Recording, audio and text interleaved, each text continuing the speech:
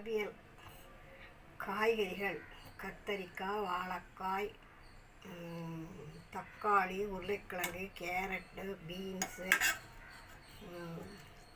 வெள்ளை பூசணிக்காய், மஞ்சள் பூசணிக்காய் எல்லா காய்களையும் நறுக்கி நன்றாக வேக வைத்து கொள்ளவும், வதக்கி வேக வைத்து கொள்ளவும்.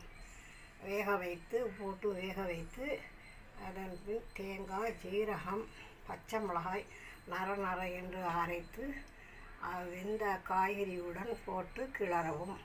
மஞ்சள் பொடியும் போட்டு கிளறவும்.